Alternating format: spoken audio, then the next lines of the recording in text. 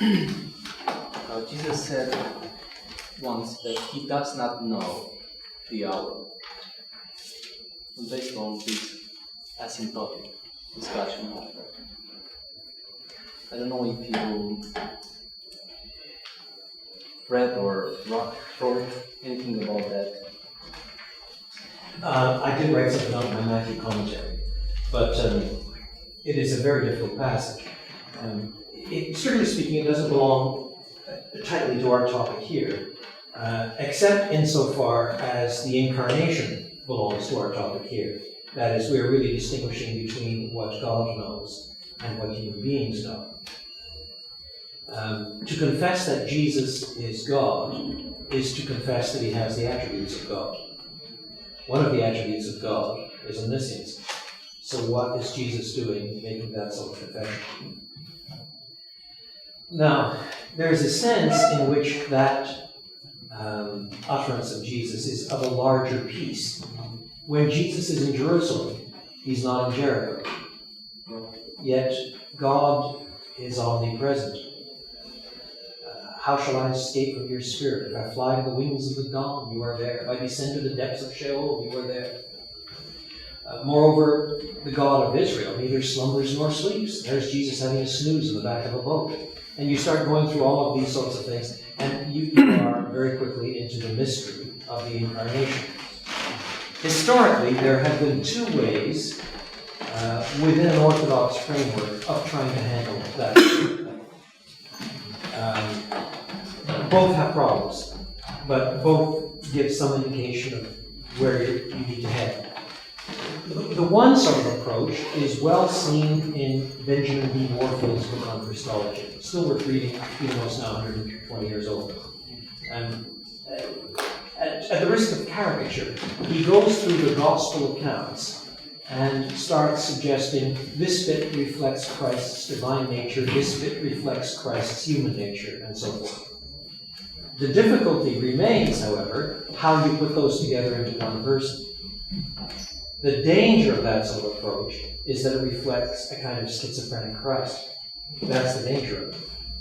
On the other hand, there is something to it. Otherwise, you could never make claims for his deity either, functionally. The other approach is some sort of reliance on what's called kenotic theory, K-E-N-O-T-I-C, kenosis, which language is drawn from Philippians chapter 2.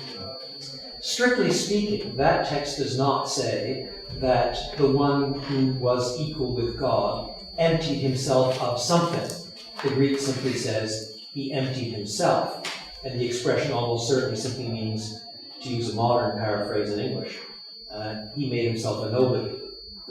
Nevertheless, you can ask, so long as you're not trying to derive it all from that passage, you can ask in what sense the eternal Son adapted himself, emptied himself, limited himself by becoming a human being, and how you answer that question puts you along a certain scale as well. If you say that he emptied himself of his deity, then Jesus Christ is no longer God. You might have his humanity, but you no longer have his deity. That's pretty close to the kind of position of John A.T. Robinson.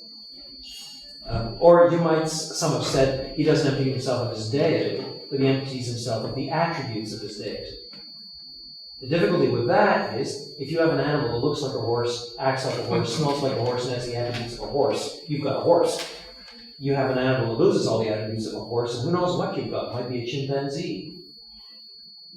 And others say that he emptied himself of the use of his divine attributes. Well, that's not quite right either, since transparently on occasion he does use his divine. The forgiving of sins with all of the authority of God, for example, not in a derivative sense, is a divine attribute. It is understood to be such. Who can forgive sins but God alone, if you would say? And rightly so, the question is rightly asked. And so some have said, well, what he abandons is the independent use of his divine attributes. He only uses them as his Father gives him sanction. Well, there's some truth to that.